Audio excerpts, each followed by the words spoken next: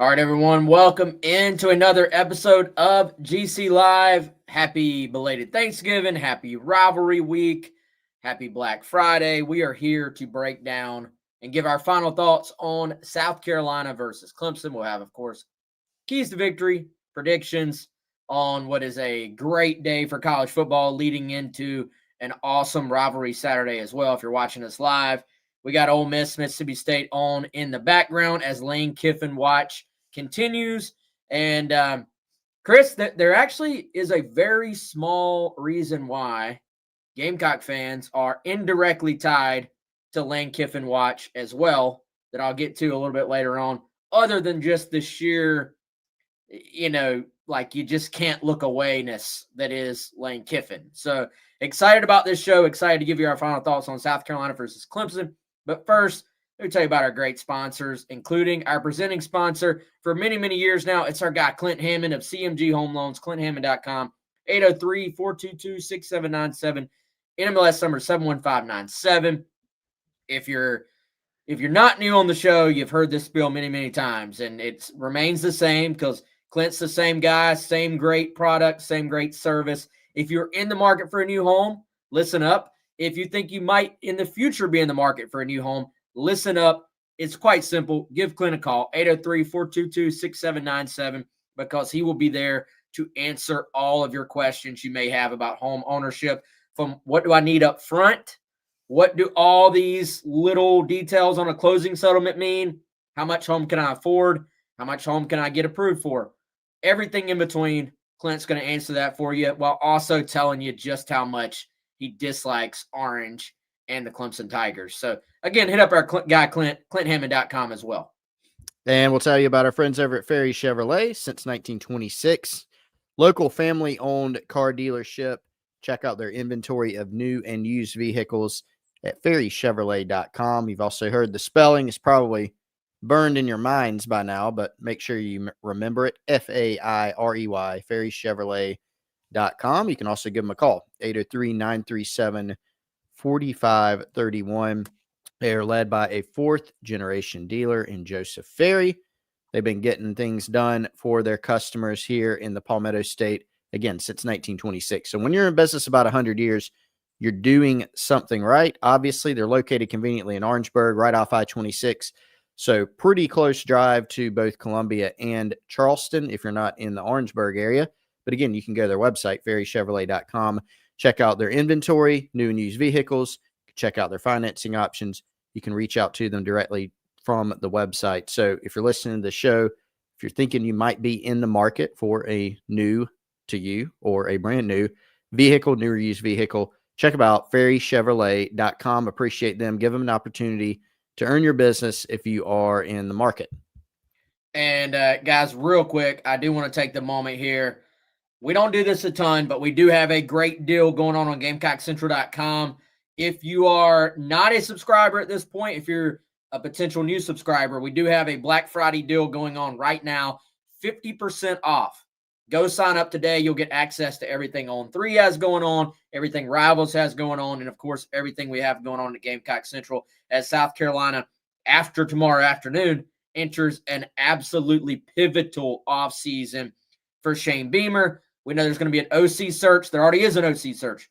Details on that, details on potential targets, transfer portal intel, National Signing Day coming up. We'll have all the scoop on that, breakdowns from that as well. And one of my favorite things about our subscription on Gamecock Central right now, Chris, is that you get all the Pete Nakos scoop and intel. You can just almost more than you can even take in terms of what's going on in the national landscape right now in terms of the coaching carousel outside of South Carolina, which is just included with your regular membership to Gamecock Central. So, again, typically we don't even harp. We probably need to harp on it a little bit more, honestly, to try to get people to come join us on GamecockCentral.com. But if you're not a subscriber, come check us out, 50% off, and then you even get access for a year to The Athletic as well as part of that membership, man. Yeah, great deal right now. And that's one of the coolest things. Like, not only do you get to hang out with us on the Insiders Forum, not just a couple times a week, but every day, ask questions, get access to all our content. If you're thinking about, man, what's going to be going on this offseason, Here's something else we should say a little bit more, Wes. Dude, there is a lot. Like, we do our very best to be accurate. There's so much like garbage going on right now. Like, how many times are you getting asked, did Dawn Staley really save a puppy off the Gervais Street Bridge? Is the stadium really on fire? Like, there's so much like junk getting thrown out. Plus, it's kind of hard to keep track of like what is real during, coaching searches during the off season. We know we're going to have a couple of assistant coaching searches that are going on right now, Wes. There's going to be the portal. Signing day is Wednesday, December 3rd for high schoolers. So if you want to keep up with everything, if you want to get access to the message board, we don't allow trolls. If you're kind of irritated by social media, come on over. We keep it cleaner there. Plus, you can go spy on your rival. Go check out the Clemson message boards. Go check out LSU, Florida, the Kiffin stuff. A lot of value packed into that subscription. Great deal. Supports us. If you like what we do, come check it out. Yeah, and we also don't ask for this very often, but wherever you're listening to this free show, and we keep it free, like, review, subscribe. Mainly, you don't have to review it, man. Mainly, it's very easy. Hit like or hit subscribe, hit follow. Wherever it is you're listening or watching, just go ahead and hit that button for us. And it certainly helps us out in the long run and helps you find our shows in the future as well. Chris, before we dive into this game itself, in the time since you and I have done a show, we actually got what some people would say is news. I've had some people react and say that's not news. I think it's newsworthy. If there's a difference between news and newsworthy, I don't know, but I think it's newsworthy, and that would be, and credit where it's due, Jordan K. from the state got a confirmation from Jeremiah Donati, the South Carolina athletics director, that Shane Beamer will be back as South Carolina's head coach for 2026. And, this has been expected, and this is where it's kind of, I would say, trended for the entire year, even when things haven't quite gone the way anybody over there or anybody listening to this show wanted it to. But I still think newsworthy for it to be confirmed, especially as you talked earlier. People start rumors. People start to talk, hey, I've been hearing rumblings. I've heard people aren't happy. Boosters aren't happy. Obviously, I can probably confirm that. There are boosters that weren't happy with the season. Facts, right? But Yep. Whether it was going to affect the status of Shane Beamer, I actually kind of like how Donati played this. He did not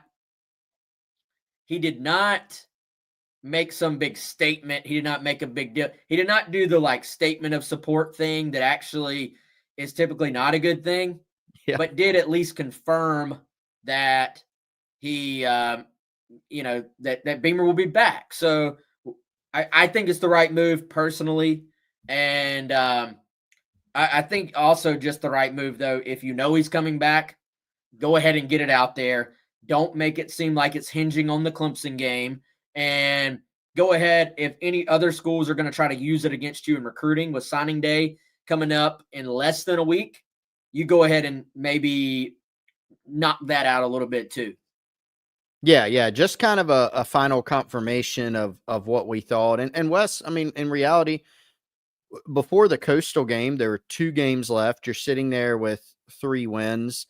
And even though everything we heard pointed to Beamer coming back, having the resources he needs from the administration to hire an offensive coordinator and an offensive line coach, trying to figure out a bunch of different things this offseason from an NIL standpoint, portal standpoint, et cetera, you still had to wonder, coaches are generally safe until they're not, right? Like we've seen, whether it's here or other places, the coach is thought of as safe, and then something happens, more losing, right? And then something changes. And so, the timing of this came not before the Coastal game, but after. And of course, South Carolina won that game handily. Would a South Carolina loss in that game have changed anything? I mean, we can't really say that, but everything we heard even up until that game was Beamer's coming back. He's earned enough capital throughout his 4 years, going on 5, almost 5, to have an opportunity to fix this. And so it's just more confirmation, of kind of a final confirmation that that's what's happening. Because you're right, that was kind of floating out there whether it's from fans or people who are kind of regional, national people who are looking at what's going to happen at South Carolina. I've even seen it written by some people that, frankly, I respect that, hey, is Shane Beamer coaching for his job in the Clemson game? He's not, and we kind of have the final confirmation on that. So now the focus turns, of course, fully to trying to win this game this weekend. And then how do you get this thing fixed this offseason? And, of course, you and I are going to be spending a ton of time, this weekend, win or lose with the Clemson game. We're going to be tracking coaching moves. We're going to be tracking high school recruiting leading up to signing day. We're going to be tracking the transfer portal.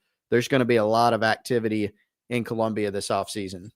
Yeah, and something we've already been tracking. Again, come check us out on GamecockCentral.com. All right, without further ado, Chris, let's dive into this game itself.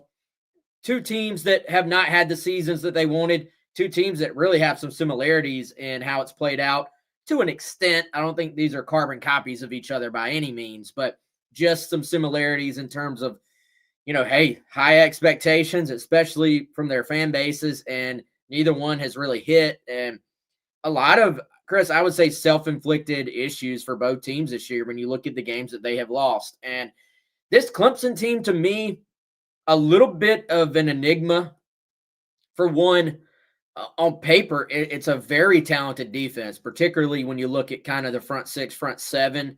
You look at we had Larry Williams on today. He's talking. You have, he straight up said it. I didn't know this. I would assume it. You have $2 million players on this defensive line, and then several others that I'm sure are well compensated as well.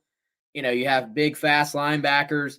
Secondary has been hit or miss. I think they've kind of adjusted some personnel there as the year has gone on, and it's cleaned it up a little bit. But, a Clemson defense that you look at some game, I would say inconsistent is what stands out to me. You look at some games, and they have played like a Clemson defense traditionally does.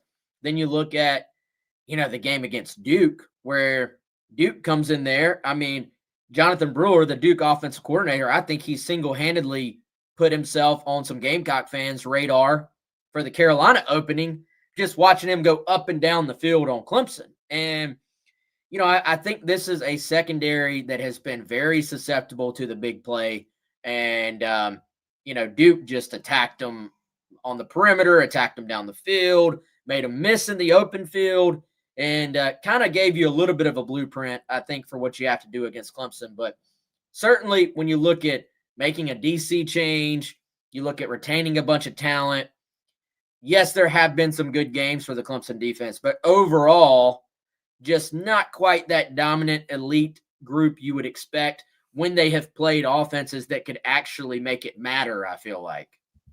Yeah, you look at some of their performances, they gave up, 10 to Boston College. That's a Boston College team that has not been good at all, really, in any facet this year. Look at even the FSU game, Wes, when you look at the fact that Clemson won, you look at the defensive statistics, you go, okay, pretty good performance. But, Larry from Tiger Illustrated actually confirmed for us from his standpoint what we all saw, and that was FSU actually had plenty of opportunities in that game where they missed some throws. They dropped a long pass on a wheel route. Been a lot of issues for this team. And it's interesting because the strength of this team does look like it's in the front 6 or 7. And they do have some good players up there that have certainly flashed, but they just haven't been as consistently dominant as Clemson has needed. And that's opened things up on the back end. There's a lot of speculation, or I'd say more than speculation, Wes. There's an expectation that they're going to be coaching changes in Clemson this offseason. And it's not probably going to be Tom Allen, the defensive coordinator, who would come in to kind of take this thing to the next level after Dabo fired Wes Goodwin last year after the South Carolina game, actually. But it just hasn't worked out that way. I think they've had a lot of issues in the back end with just getting run pass. They've missed tackles.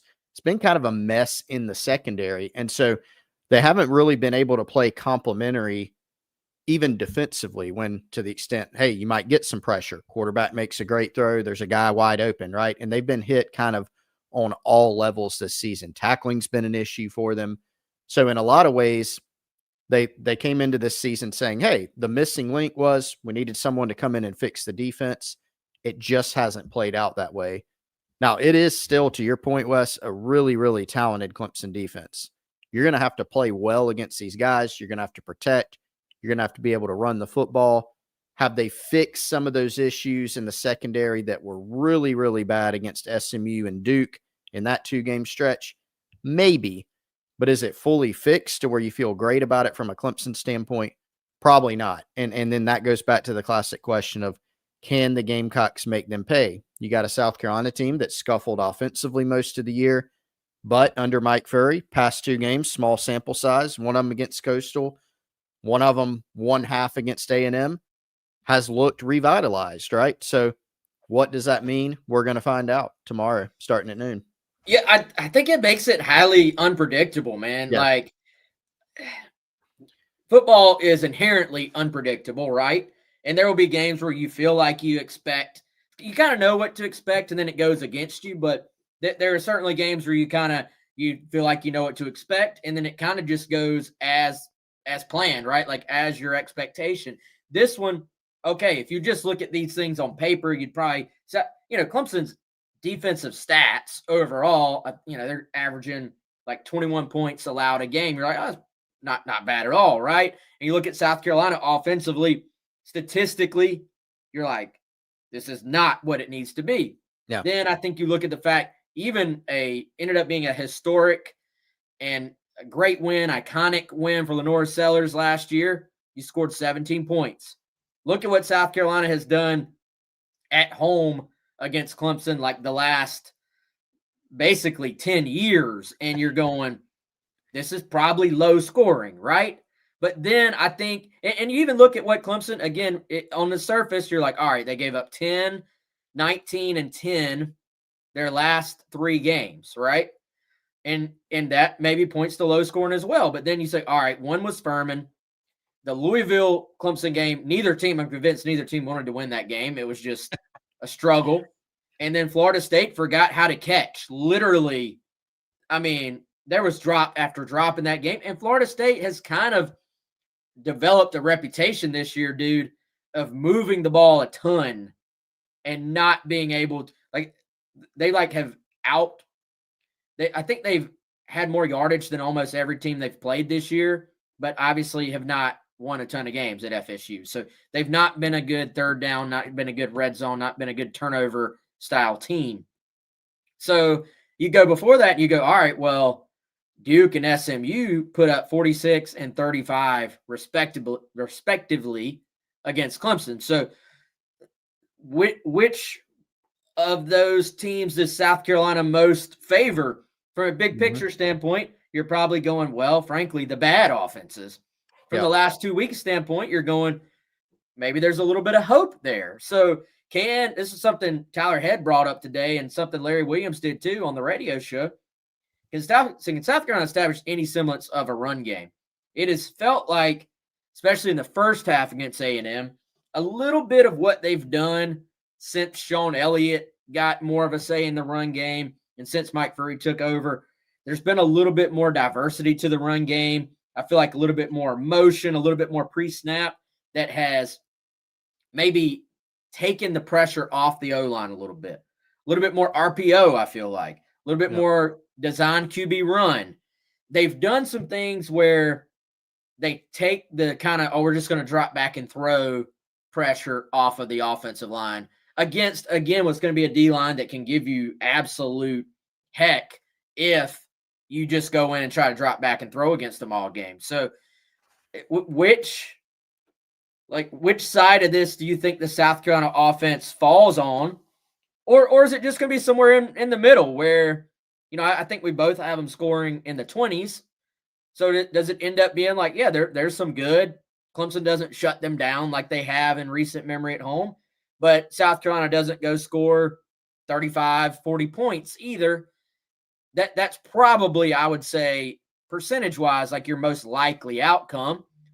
And as we've seen, man, there's just been a lot of sloppy play in this rivalry as of late.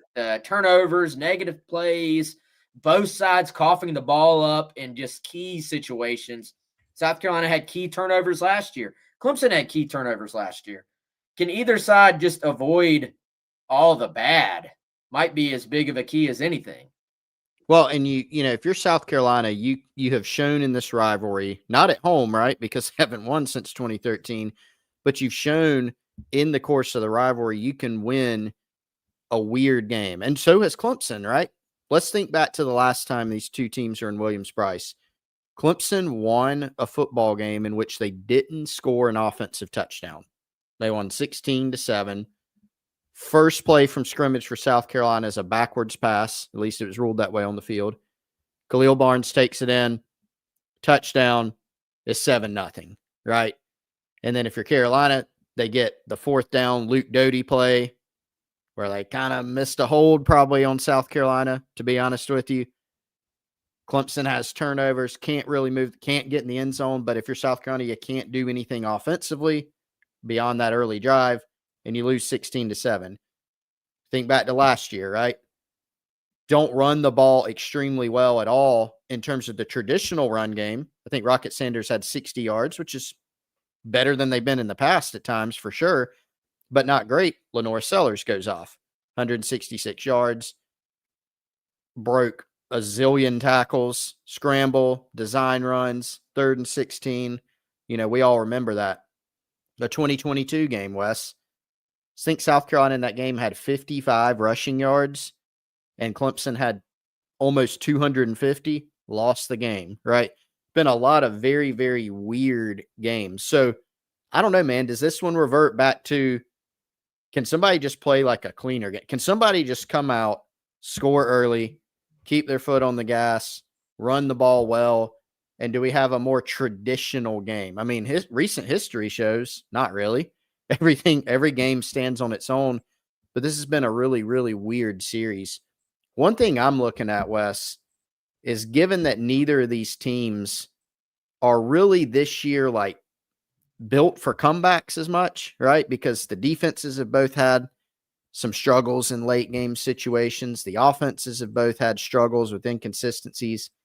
Could this game actually be one where an early lead means something? You know, like I told you earlier, you have to go back to 2018 in this rivalry, even with a couple South Carolina wins in there, to find a time where the Gamecocks got on the scoreboard first.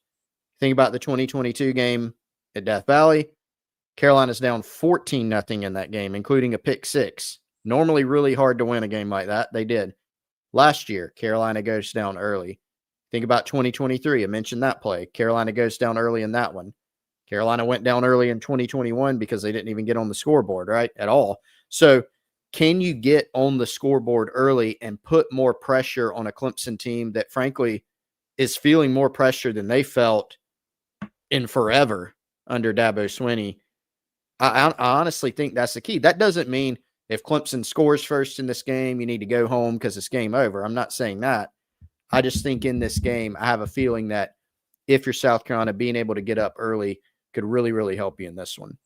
Well, can you just we talked last week, man. That was one of our keys. Like, just start fast against Coastal and kind of almost shut up the naysayers for like 5 minutes. You know what I mean? And just like let everybody relax and enjoy their day at the stadium, as opposed to just the way the SC State game started, and you're just like ticked off at the offense from the moment you sit down in your seat. And I would almost say, yeah, if you could start fast, obviously you would take that. Can you just not start slow in this one? Like, you know what I'm saying? Like, that'd be a good start. How many South Carolina Clemson games at Williams-Brice Stadium over the last 10 years has the crowd is like in it. It's energized. Everybody's just dying for something good to scream about.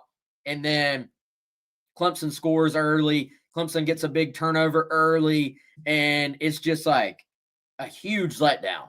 If you can have that first drive score and just be like, all right, this is different, that'd be great.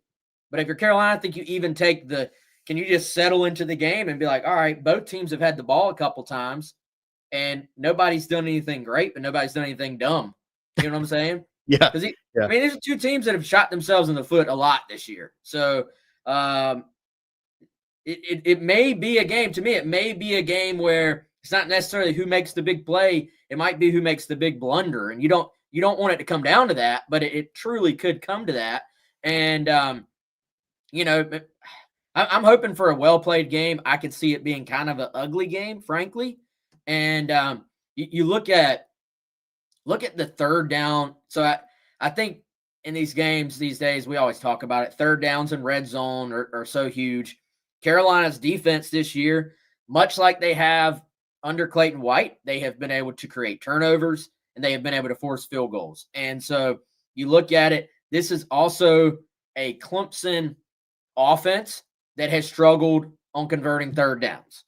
And this is a Clemson defense, while they have had their overall struggles, they're third in the ACC in getting off the field on third downs, going up against a Carolina offense that has not been good on third downs. A Clemson defense that's pretty good in red zone, a Clemson offense that's kind of middle of the pack in red zone in terms of touchdown percentage. So who can kind of swing that their way? Are we going to see an actual punt fest for once as opposed to a turnover fest and a big play fest and all those things? Maybe so. And man, I feel like, to your point, whichever team can just go into the halftime like feeling somewhat good about themselves, that'd be a kind of nice place to be. And because as we know, there's a different pressure on both of these teams right now, both these coaches. But there is pressure. Like, I feel like it's coming from different places, and it's not for the exact same reasons, but there is pressure. So if this thing is close or you're trailing late, that pressure for either side is just going to continue to mount. Pressure to execute, game pressure. And, I don't know, frankly, if either team has dealt with that incredibly well this year in the fourth quarter. No, certainly not. I mean, if you point to South Carolina, right, you can just point to the stat that we keep bringing up, and that is Carolina's played some really good teams this year. They have one of the toughest schedules and they've been leading some of those teams in the fourth quarter and have not been able to finish. Well documented, right? For Clemson, they've had opportunities to close out games as well and haven't. In some instances, they've done it. In some, they haven't. I think this South Carolina team is more battle tested based on the competition they faced, Wes. Does that ultimately mean anything in the game? No, it comes down to which team I think plays the best, which team, to your point, makes the fewest big mistakes in this game, because this rivalry lately has been riddled with them. But, I think about one of these things, and Tyler brought up this stat earlier. You got Cade Klubnik, right? The 2024 game last year, and he was pretty open and honest about some of this, was devastating to him to lose this game. The 2023 game, Clemson won, but Klubnik did not have a good game at all in that one. We've kind of poked fun at it as Clemson calling Lenore Sellers a running back after last year's game. And Cade Klubnik, I think, had like 100 yards in 2023 and didn't lead his team to an offensive score, right? So kind of silly on that hand. But Klubnik has not thrown a touchdown pass, against this South Carolina team the last couple years in his two starts. This thing gets into the fourth quarter. You've got that pressure, both physical and mental pressure to get it done. Dabo Swinney was talking earlier this in his press conference earlier in the week about losing, 2 out of the last 3. And he said, well, it depends on how you look at it. We've won 8 of 10, whatever. But there is some pressure in that if Clemson loses this one, they've now lost 3 out of the last 4, right? And South Carolina has won 3 out of the last 4. So it does change that conversation. Now, is the team actually thinking about that? Mentally, maybe not. But when you get to situations where you feel like you've got to go make a play, whether or not you actually have to in that moment individually, sometimes that does lead teams to go make mistakes. And so we know, look back at the game last year, Cade Klubnik, you lead your team down the field right after Lenore Sellers scores that huge touchdown on 3rd and 16. You're right in position to, at worst, tie this game with a field goal. You throw a ball that probably doesn't need to be thrown at all, and you throw a pick, and then the game's over, right? So if you're South Carolina, that's actually a key. Try to force the issue, try to force those mistakes. And same thing for Clemson. You know, they want to come out and try to force the South Carolina offense into making some of the mistakes that frankly have plagued them all season too. Yeah, no doubt, man. All right. Hey, this is a great little pause point, Chris. Let's maybe talk about a couple of our other awesome sponsors. How about that? Yep, Palmetto Golf and Belts. Brandon Cohn, the owner and operator, Palmetto Golf and Belts at palmettogolfing.com. I can tell you 100% he will be watching tomorrow. I'm sure he'll be sending me some text with some thoughts, good, bad, in between during the game. If you're a golfer, you must check out palmettogolfing.com. Great local products, custom golf belts, towels, tees, and gloves. If you're not a golfer, but you're looking for a Christmas gift for that golfer in your life, great place to go because they have custom, again, golf towels, belts, gloves, and tees. The needlepoint belts are a huge hit, including with people, our members on the Insiders Forum. They're extremely well made. They're also a lot more affordable than a lot of the other retail options or brick and mortar store options that you're going to find. It's got a variety of colors and designs, including the South Carolina Garnet, the State of South Carolina Blue, the Palmetto Tree and Moon. Just go check them out, palmettogolfing.com. Again, custom golf belts, gloves, towels, and tees. Local online shop from our friend Brandon Cohn. That's Palmetto Golf and Belts, palmettogolfing.com. Let me also tell everybody about our friends over at My Perfect Franchise, particularly our guy, Andy Luedecke, 404-973-9901, or you can just email Andy at myperfectfranchise.net. You may be asking, what does My Perfect Franchise do? Well, essentially, if you hit up Andy, you would do so if you were looking to kind of start your own business, whether that is an actual, full-time job or a side biz for you. Let Andy kind of know what your thoughts are, where your passions are, how much financial commitment you can make. And what Andy's going to do, he's going to take all that information and he's going to kind of match you up with the franchisee that would make a lot of sense for you.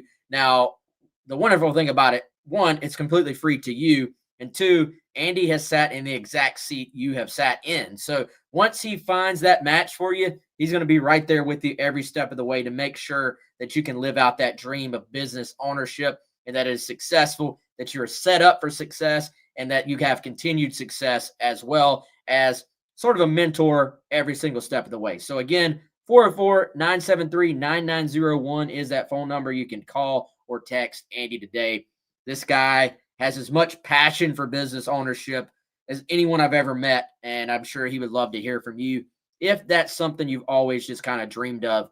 Again, shout out to our guy Andy, myperfectfranchise.net. Chris, I've got Ole Miss, Mississippi State on in the background now. I don't know, man. Lane looks miserable, and it Really? he just I don't know. He looks stressed. I feel like this is weighing on him. He might be stressed. I think he's very stressed. Ole Miss currently up if you're watching the live show right now with us. And I teased earlier there is a slight connection for South Carolina fans with the Lane Kiffin watch, and the connection, you're really, unfortunately, it's a little bit out of the window now because it was really only there when Florida was still in the mix. The reporting today is that Florida kind of out of the mix for Lane now. But when I've asked around, so Carson Baker, 4-star running back commit, who is currently committed to Florida, will take his official visit to South Carolina this weekend. Could be a full circle recruitment, Chris. Gamecocks are an early favorite here. He commits to Florida. Carolina kind of moves on. They go with Amari Thomas. But now Florida fires Billy Napier. South Carolina loses Amari Thomas. And both sides maybe kind of have reconnected now. We'll see how this weekend goes. But I was asking around, some real concern out of Florida right now that Carson Baker may flip to South Carolina. And two of the things that were mentioned to me was, well, hey, one, if Florida misses on Kiffin on Saturday, that was kind of seen like, all right, if they get Kiffin, the kid really likes Florida, he'll probably stick with the Gators. Doesn't look like they're going to get Kiffin.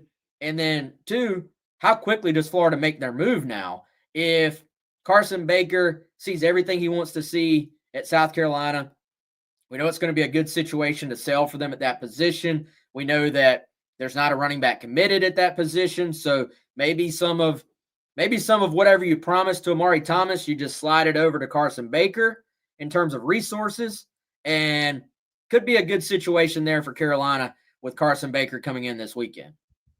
Yeah, and I think the timing, Wes, and I'm leaning on our friends over at On3, Pete Nakos, Gators Online, all those guys that are doing a really good job covering their coaching search. It seems like they really want to have somebody in place in the next few days. Why? Well, aside from just naturally you want to get it done as soon as possible for your entire roster's sake, National Signing Day, the early signing day for high school prospects, starts on December 3rd, on Wednesday, right? So if you can get somebody in place, that gives them some time to maybe do some work to try to salvage this class. If it's somebody else that, like, let's say it's John Sumrall, I'm not going to pretend to know if it is or not. I'm not going to pretend to know whether or not Tulane offered Carson Baker, but I do know they weren't really in the mix, right? So is there enough time over the course of a few days to get a relationship there to where he feels comfortable? Maybe not. And so for Baker, he's very, very familiar with South Carolina. This recruitment's gone in many different directions, Wes. I mean, Carolina had the edge at one point. FSU had the edge at one point. I think Georgia did. I think Clemson did. Ohio State. Yes. I mean, probably 5 to 6 different schools have taken a turn at the top. Florida landed him, but even when he committed to Florida, you're going, all right, this one, is not going to be over. We're going to kind of watch this one. For South Carolina, they've stayed engaged. Like you said, they lost Amari Thomas, who, flipped back to Florida State, which is another interesting recruitment. So this one's certainly one worth watching, and one where you feel like if I kind of agree with your assessment, or I do agree with your assessment. If you get Baker on campus, he likes what he sees. If Florida's still a little unstable, we'll see what happens in the next few days leading up to signing day, but I think they would have a strong opportunity to maybe pull him into the class. Well, and even the final official visit, at one point it was locked in to be Georgia Tech this weekend, but it ends up being South Carolina. And so he's expected on campus this weekend. If you want a full list, a ton of also unofficial visitors who will be in entire South Carolina recruiting class for 2026, some 2027s. We'll be on the lookout, as we always are. Will there be a surprise or two on the sideline prior to the game? All those things in play for South Carolina this weekend. We'll have coverage of that on Gamecock Central as well. But, dude, I flipped on some senior film of Carson Baker. Pretty good. Exactly the type of athlete you want at that position, and easy to see why he was such a big target for South Carolina early on in the process too. So, all right, let's turn the attention back to this game itself. Chris, you mentioned Cade Klubnik a moment ago, and how he did have a couple of rushing touchdowns last year. Does not have a passing touchdown in this rivalry yet. And then you look at Lenora Sellers, like really just etched his name in South Carolina Clemson lore last year. And then let's be honest, has not had the season he or anyone thought they would have, that he would have this year. So both quarterbacks, I don't know if they have something to prove, but both quarterbacks probably feel like they have something to prove in this game. I mean, is it going to be as simple as which quarterback just goes out and gets back to being themselves and plays confidently? Which quarterback, if they do make a mistake, if they turn the ball over, can just flush it? Which Lenora Sellers do we see in the run game? I thought we saw a little bit of that Sellers edge in the run game against Coastal. There was a play down near the goal line. He could have taken a hard right and hit the sideline. Instead, he went right through 3 or 4 shots, as Mike Yuva would say. And I was like, okay, that's a little bit more like the Lenora Sellers we're used to seeing over the years. And so does the rivalry spark a little something in 16? Does Mike Furry at some point do the Dow Loggins of the fourth quarter of last year and say, we're putting the ball in 16's hands and good luck stopping him?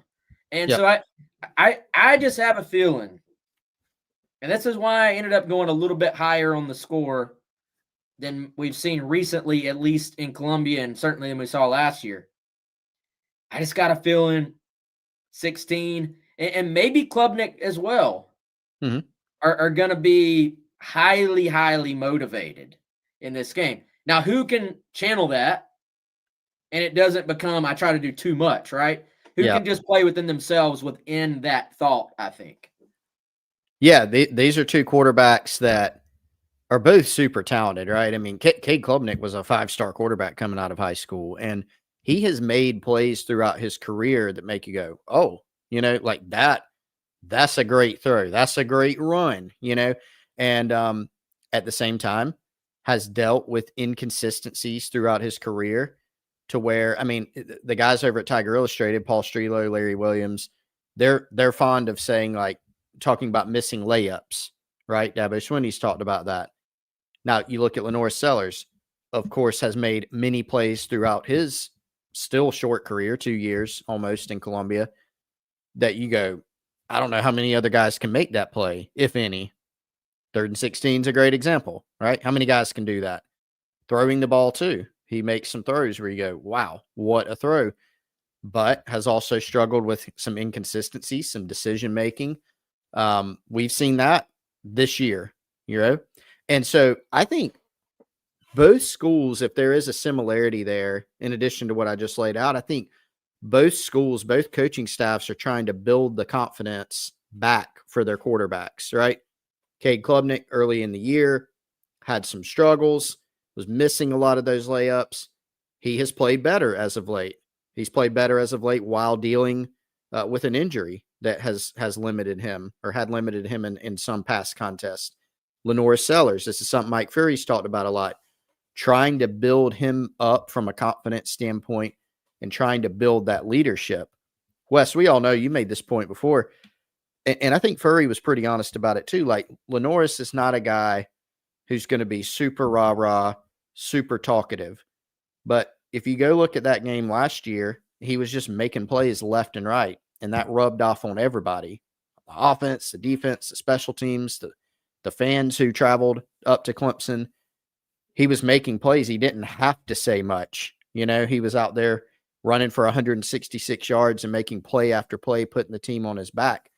And so which quarterback can A, avoid some of those mistakes that we've seen from them throughout their careers, but B, also elevate their team to where, when you need them to go make a big play, whether it's a run, a throw, they can go do it and answer that call. And last year, Lenore Sellers was the guy who answered that call more consistently, answered it in a big way, and that helped South Carolina win. So, yeah, I very much feel the same way this year. Which quarterback can play the best and which quarterback can avoid some of those drive-killing mistakes that we've seen.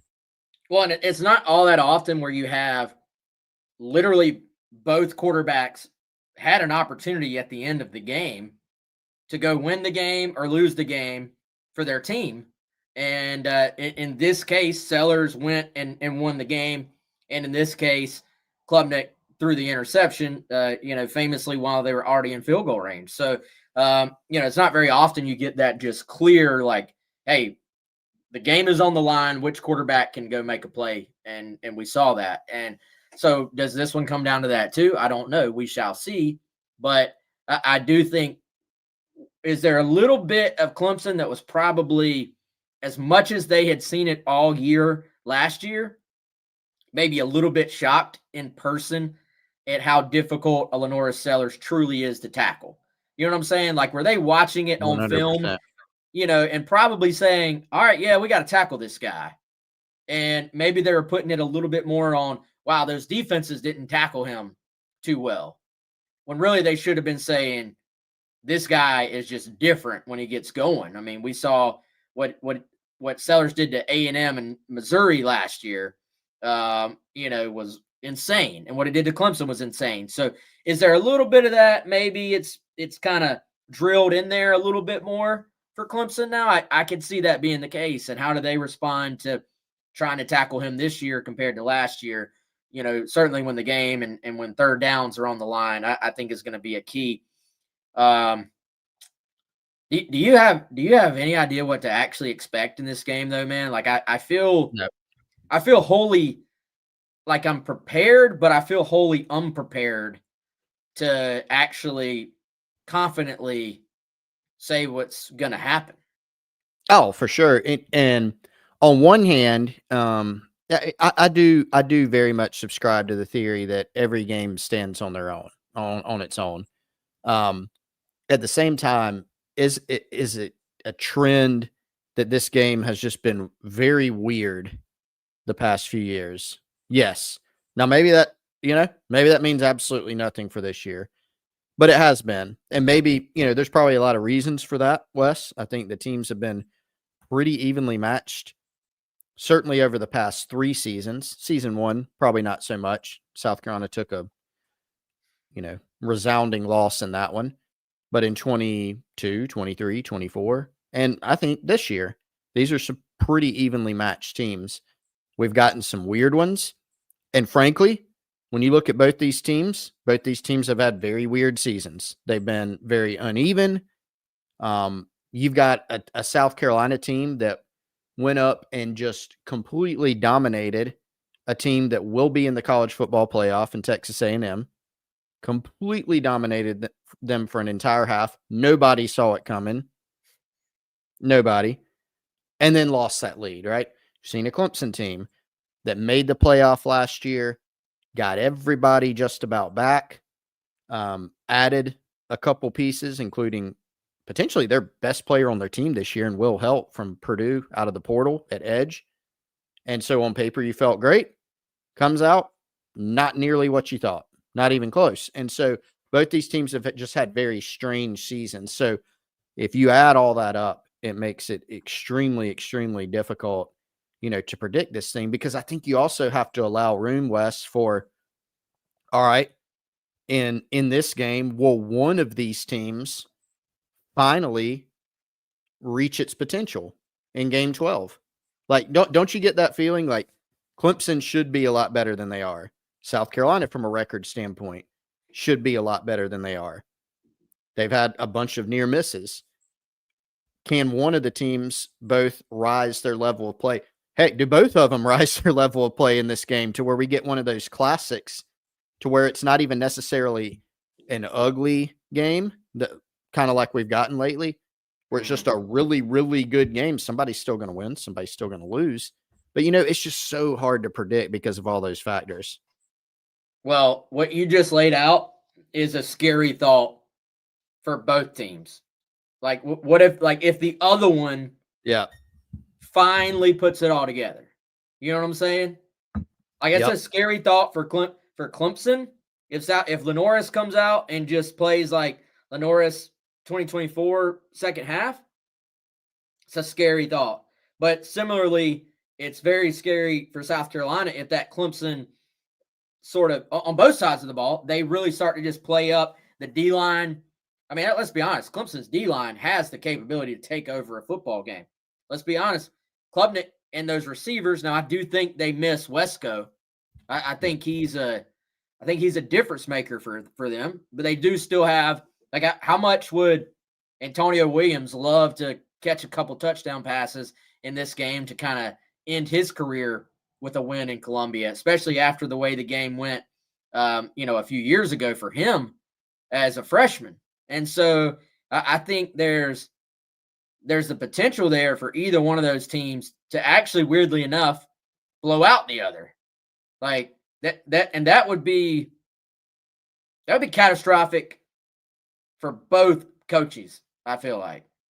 Yeah. Like, if Clemson comes in and blows out South Carolina, that's going to be a really, really tough way for Shane Beamer to go into the offseason. If South Carolina comes in and blows out Dabo Swinney and that crew, it's going to be a really tough way to go into the offseason after the most disappointing season in Clemson recent memory either. So, like, I wouldn't be entirely shocked, though, in either one of those outcomes, to be completely honest. And so it's probably one of the more, obviously, nationally irrelevant South Carolina Clemson games we've seen in recent memory. Like, even when Clemson was rolling, this game mattered nationally, frankly, for Clemson. And you were trying to play spoiler if you were South Carolina. Last year, it mattered, we thought, even though the committee decided it didn't, but we thought it mattered for both of them. This year, it doesn't really matter, but it can matter for different reasons, I guess is what I'm trying to say. Yeah, it can matter locally, and it absolutely will. I mean, if you're South Carolina, like you said, just kind of piggybacking off what you said, I mean, it takes a very painful season and then just kind of sticks the knife in for the remainder of the offseason, makes twist it. And for Clemson, I mean, again, to go back to Dabo's point about depends on how you look at it. Well, if they lose, but B, if they lose and lose handily, I guarantee Clemson fans going to be going, well, guys, we still won 8 of 10 or whatever it is, right? They're going to be saying we've lost 3 or 4 and we just got our butt kicked and we're going in the wrong direction, right? So there's the whole, Shane Beamer's talked about the perception and the reality thing. There's going to be both of those in play, right? Because no matter how the season's gone, the rivalry win or loss is a data point that both fan bases, rightfully so, are going to latch onto, whether the season goes poorly, whether the season goes great. Did you beat your rival? Is something that everybody hangs their hat on. And so one of the teams will be able to hang their hat on it. For the other one, it's going to be a lot of pain. This last game, you're going to have to kind of lay in that bed, good or bad, for quite a long time. Yeah, it's going to be a rough 365 days. All right, let's get into like our final keys and our predictions, man, as we close this thing out and get ready to just go do the thing. So I do think, man, when you start to look at this, has kind of been a trend throughout today's show, but one of my biggest keys is just can you avoid danger? Like, can you avoid the big negative plays? Like, in some ways, whichever team is able to, like, it's almost like a Lou Holtz approach. It's not fun. It's not exciting, but whichever team can avoid the big errors probably, and if both teams play to how they have so far, maybe can let the other team beat themselves to an extent. Also, I'm just curious to see, can either one of these teams establish the ground game, man? Like, and this is not a shot at Adam Randall. I think all things considered, he's actually filled in pretty well, being a wide receiver turned running back. He's given them I mean, he's a load. He's a big back. He brings some power elements. He will wear down a defense. But for Clemson, as well as they recruit, to kind of even be in a position that they had to make that move is kind of just mind-blowing, honestly. And they've had to just really rely on Klubnik. Like, they've been a very pass-first team, it seems like. They've had to kind of almost, you see a team, they run the ball almost like they're like, well, we do have to call some runs. It's not like, we're going to establish the run. Yeah. Because they just haven't to an extent when they've played good defenses. And so can either team, like, which team at halftime is going, man, we ran the ball pretty well. Mm-hmm. And let's just keep that going. And which team is going, eventually the opponent's D-line is going to pin their ears back and get after it. Because I expect Dylan Stewart to play in this game. Brian Thomas Jr.'s had a great season. You look at what Clemson has up front defensively, Clemson's O-line has really struggled, man. I would look for Clayton White and the defensive staff to be on the attack to try and create some of those negative plays, to kind of just try to knife into the backfield as opposed to sitting back and playing gaps and stuff like that. I would think both defensive lines are going to try to be pretty aggressive in creating negative plays. So something Larry Williams pointed out, can either team like bust a long run? Mm-hmm. You know what I'm saying? So to me, it actually maybe goes back a little bit to just old school football. Like, who can avoid the bad plays, who can get a little bit of the run game going, and that will maybe allow their quarterback to go win the game for them ultimately, like when it comes down to it. So that's kind of where I'm at. Again, not a confident feel right now on how this thing's going to play out. Yeah, I think I actually, on my preview piece on Gamecock Central, I didn't include run the football or stop the run as a key. In hindsight, I probably should have. I just felt like this game's been so weird that, you haven't necessarily had to run the ball to win. I will say it would help tremendously if you're South Carolina. You know, I agree with what you said about Randall West. Clemson sometimes gets away from the run. You don't feel like they, you know, you look Furman game and you go, on one hand, you go, well, they couldn't run the ball between the tackles against Furman. On the other hand, you go, they didn't really try to run it that much.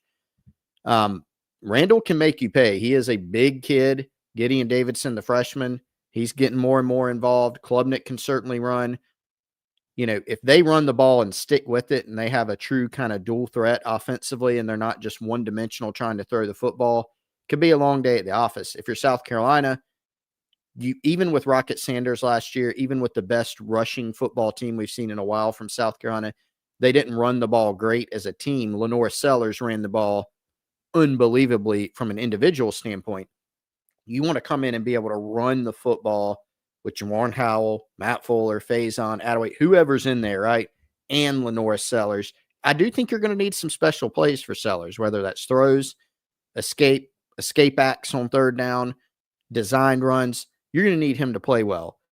But can you take some of the pressure off your entire football team by being able to run the football, not just a little bit, but very effectively? We have not seen that in this rivalry at all as of late, like a team rushing effort for South Carolina.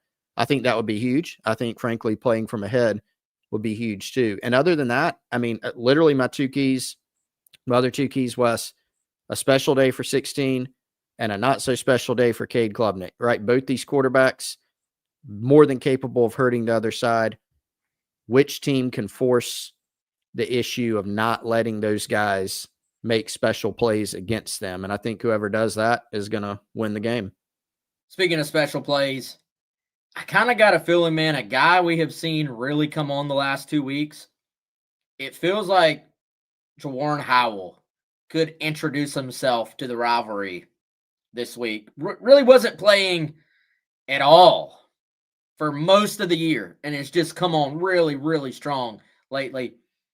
I'd kind of like to see what Jawan could do if he can start to like get lathered up a little bit. You know what I'm saying? What would happen if he got a 15 carry day? Just a gut feel. I think we could see Jawan make a big impact in this game. And also, I'm curious to see, was the tush push a show me for this game? Or did South Carolina see enough, granted, against a Coastal defense that has not stopped the run, period. Doesn't matter what the look was. But I saw enough there where I want to see more. I want to see, do we see something? Do we see some looks that go off the tush push? Do we see Carolina, if it's 3rd and 1, can you just go line up in the tush push?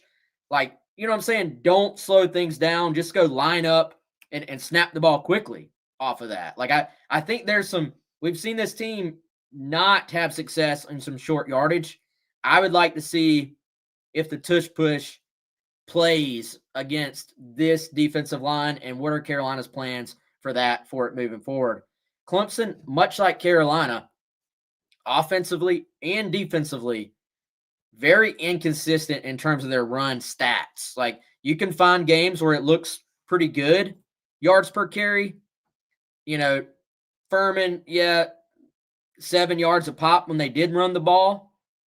Then, Louisville, 4 yards a carry. Like, that's okay. Florida State, Clemson averaged 2.7. SMU, Clemson averaged 1.17 yards a carry. Even at North Carolina, a game that they dominated, Chris, and a game that they had an early lead in. Let's see, where'd it go? I lost it. 2.87 yards a carry for Clemson's offense. And similarly, defensively, they allowed 5.7 yards a carry to Louisville. So it's kind of been up and down, much like South Carolina. Like, if you look at it from a game log standpoint, which unit are you going to get? Which one's going to show up? I think, clearly it's going to be a determining factor in this game. So, all right, dude, let's just get down to it. What's your score prediction, Chris? I got a weird score, Wes. South Carolina 24, Clemson 23. 1-pointer for the Gamecocks. That does mean another nail biter. Sorry, guys. I mean, odds are my prediction's not going to be correct one way or another anyway. It's hard to nail a score. Certainly not right every week. But I do see a close one. I see a relatively low scoring one, and I've got a fourth quarter game. Got Carolina by 1. Yeah, the scary thing is that in our Gamecock Central 107.5 The Game Pick'em, I think everybody picks South Carolina except Chris Wellbaum, actually. So, Ooh. Welly, I feel like, you know how they talk about saving the graphic on College Game Day? Welly at least avoided the Gamecock Central jinx for everyone. So, There you go. y'all can thank Welly. But I've Good job, got Welly. South Carolina 28, Clemson 23. No real reason why. I feel like it's going to be a little bit more scoring than it has been. And so I just figured I do actually think South Carolina is the better team. Like when Clemson has played teams, really the last 2 seasons, y'all, what wins does Clemson have against teams that have a pulse? Honestly. I'm going to clip that. Send it to Dabo. Flip it. I mean, the Louisville road win for them is like being propped up as one of their best wins in recent memory. And it's a pretty good Louisville team, dude, but Louisville did not play well at all in that game. Mm-hmm. So, I don't know. And again, not that South Carolina is a world beater, but all of South Carolina's losses have been to good teams. Yep. Some of them great teams. So, if you come out, if you play your game, I actually do think South Carolina is the better team in this. So, who knows what happens, but I think it's a 20. I think it's in the 20s, and I think the better team ultimately at home wins the game, even though being at home has meant nothing in this rivalry in recent memory. So, hey, that's where we are right now. We're going to close this thing out, and then we're going to come back and we're going to talk about it on Monday. And I'm hoping, guys, by Monday, we'll have obviously a reaction to this game. I don't have to hope. We will have that. I'm hoping we'll have maybe a little more juice on the OC search, maybe a little more on the offseason plans. And we also will be talking National Signing Day, because by then you'll be looking at 2 days away from the Wednesday National Signing Day for South Carolina. Gamecocks currently with 14 commits. We'll see what happens with Carson Baker, who's going to be on campus this weekend on his official visit. So, all right, y'all, I hope you had a great Thanksgiving. I hope you have a great rivalry weekend. It's going to be awesome. Enjoy it. I know the season has not been what anybody wanted, but you only get so many of these Saturdays. You only get so many opportunities to go tailgate, enjoy the games with your friends, watch it on TV, go to the game. So take a moment, enjoy it, and maybe we'll be sitting here talking about a Gamecock win on Monday. So, all right, he is Chris. I am Wes. Thank you to all of you, as always, for joining us. And we'll be back Monday to break it all down. Y'all have a good one.